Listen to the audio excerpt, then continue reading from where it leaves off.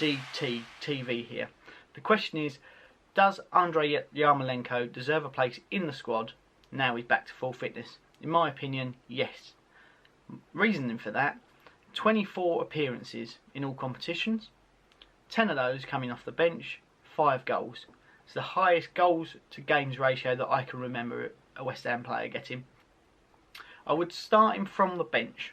Now the reason is for that is, yes, he's fully fit. That doesn't mean he's match sharp. I'd bring him on either on the right wing or the left wing for the likes of Jarrod Bowen if he gets tired, Felipe Anderson if he needs a rest. He knows where the goal is, he can get an assist. What a fantastic player to have coming off of the bench. Going forward, would he start? I don't think he would over Felipe Anderson or Jarrod Bowen, but he is there if he needs to. If players are getting tired through training or something else, then we have a quality player that we can put in and will deliver. Right, Yarmolenko, loved him as a player when he first arrived. Where does he fit into my West Ham side? Before we signed Bowen, I would say that he would start, but due to his lack of pace, Bowen's going to start every time. Yarmolenko on the bench for me. No pace, but a lovely finish on him. Don't know if we should sort of keep him around, but certainly for the time we got him, certainly use him off the bench. This is a good question to have. Obviously we know how good Yarmolenko is on his day, so I think that he has a place in the squad, but I'm not sure if he's a starter right now. He's a good option to have in case of injuries, and we know that Antonio is obviously injury prone with his hamstring injuries, and right now Bowen has his place. But there's a thing that I've been thinking about a lot, and it's because of Antonio's poor technical ability and the fact that Ayeti hasn't impressed Moyes enough to even be on the bench right now. I think that we should try Yarmolenko as a second striker next to Haller.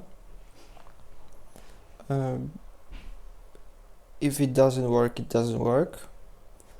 But considering his scoring record right now, and the fact that he's about to overtake Andriy Shevchenko in goals for the national team,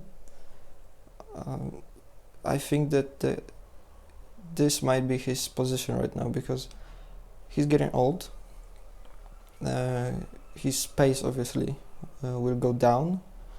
He's not that fast anyway, so I think that we should try playing Yarmolenko next to Ale. There's nothing we can really there's no wrong in trying, at least, because we're in a situation where right now Haller needs support. Antonio is good, obviously, but he's not scoring goals, he's not assisting, and Yarmolenko can do both. Obviously one-footed, so playing him next to Haller would help a lot. And yeah, I think that Yarmolenko has a place in the squad. If not, obviously if it doesn't work, he's either a good option to have on the bench and to bring on later in the game, or we could sell him. We get at least 10 to 15 million out of him. Now, this question isn't as straightforward as it seems, so I'm going to break it down into two possible answers, or at least two possible scenarios for the answer. Starting 11 wise, where does Yarmolenko fit in? if there is a place for him. Does he start on the right? Not with the way that Anderson can play, not with the way that Jared Bowen apparently appears to be able to do, not with the way that Antonio can do on the right. Okay, so does Yarmolenko fit out on the left? Not in the way that Anderson can play, not in the way that Antonio can play, and not in the way that Snodgrass can play. Right, so attacking midfield stroke second striker. Can he fit into that position? Not in the way that Fornals is playing, and not in the way that Jared Bowen is able to. So, will he get in the starting 11 when he gets back fit? No, I can't see it. Can he get into the squad? Potentially, yes. But as I say, potentially. And this is the problem. As much as I love Yarmolenko, I think he's a great player. He's for the limited performances we've been able to see since he came in summer before last. He's got a lot of potential. He's got a very good eye for setting up a goal. He's got a good finish in him.